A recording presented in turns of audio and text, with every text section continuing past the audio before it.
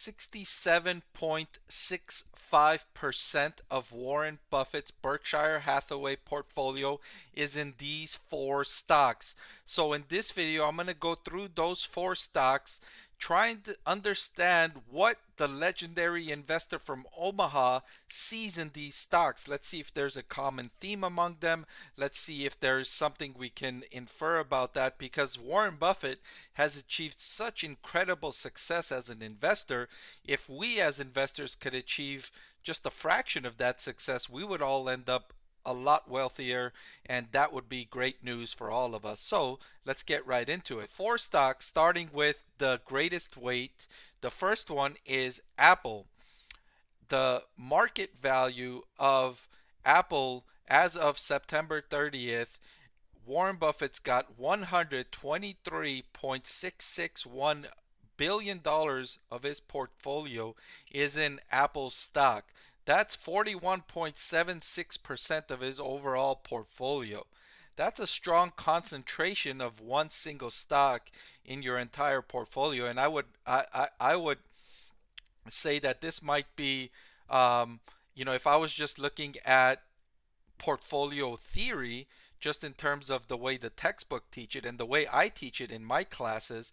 If you don't know, I'm a professor at a university, and the way I teach portfolio theory is not to be so concentrated in one single stock, because you're taking on a greater degree of risk without getting the benefits of a greater degree of returns for that risk, right? So what I teach is your return per unit of risk.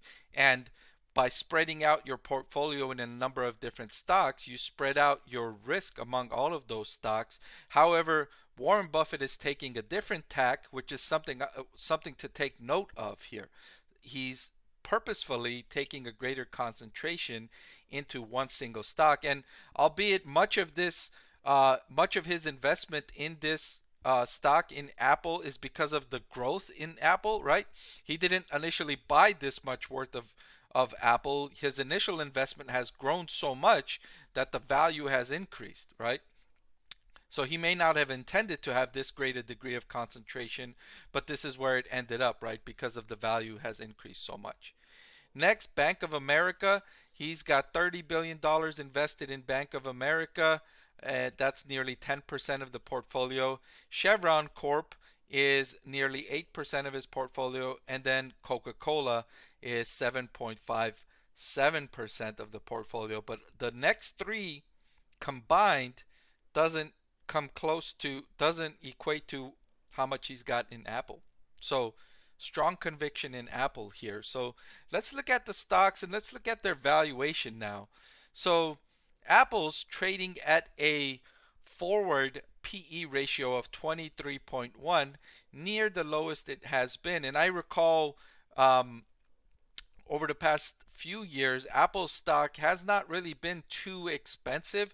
Of course, it got, approached over 30 PE, we see here, during certain points during the earlier stages of the pandemic, when all stocks, in my opinion, got really overly priced. But if you look before 2017, 18, 19, Apple stock, in my opinion, wasn't ever really too expensive compared to its earnings power and its history of proven innovation. And so that's a theme I think we're going to see across the four stocks that we see here from Warren Buffett, is that they're not really expensive.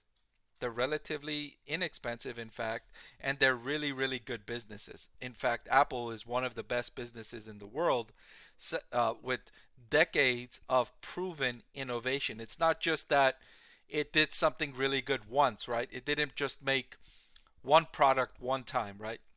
Yes, it has the iPhone, but now the iPhone is in like its 15th generation, its 15th iteration. And iPhone was not its first product. It had the iPod, it has the iPad, it had the iMac, it's got the AirPods. So it's proven that it's not just a one-time thing. It can continue to do this. It can continue to defend its business from encroachment from competitors.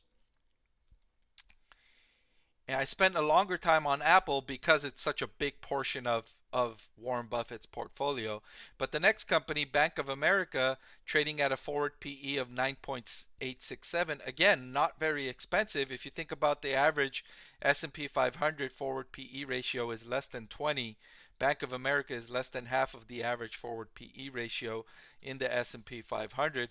Again, proven history of being able to establish its customer base, run profitable operations, know how to manage the business to protect its business from competitors, be able to go through a difficult phase like it did during the Great Recession in 2007, 8, and 9, and still come out as a profitable company at trading at a reasonable valuation. Chevron, again, another company that is proven decades of profitable operations, trading at a reasonable valuation, a forward PE of just 11. And with the near-term boosted up prices of oil, Chevron's operations are expected to remain profitable. And you might say, oh, oil is going away, everybody's going to drive an electric vehicle in 10 years. That remains to be seen. And at a valuation of a forward PE of 11, if Chevron continues to earn at this rate over the next 10 to 15 years, Warren Buffett could have made up all his investment in Chevron already. And if it survives longer than that, then that's all just gravy on top. And so, yeah, electric vehicles might be the next thing, but for now Chevron is earning really good profits, and that's all really good news for Warren Buffett. And finally, Coca-Cola needs no introduction, been around for nearly a century or maybe more than that, trading at a reasonable 23.8 valuation. Coca-Cola's been in Warren Buffett's portfolio for a really, really long time. And again, just a really good business, generates really good profits, not expected to go anywhere over the next 10, 20, 30, 40, maybe even 50 years. Limited competition between itself and Pepsi, right? If you go to the grocery store, you look at how much Coke is priced, and you look at how much Pepsi is priced, they're going to be really close. They're not going to compete with each other, going down and down and down on price, hurting profitability, hurting investors. So that's the common theme here that I took out from Warren Buffett's portfolio is established businesses with really good profit prospects, trading at reasonable valuations, and with proven excellence that can protect itself against competitors and no real threat from competition in the near or medium term. All right, so there you have it. That's the video. These are the 4 top stocks from Warren Buffett's portfolio. Thank you for watching. I'll see you next time. I want to thank the Motley Fool for sponsoring this video. Visit fool.com/parkev for the 10 best stocks to buy now.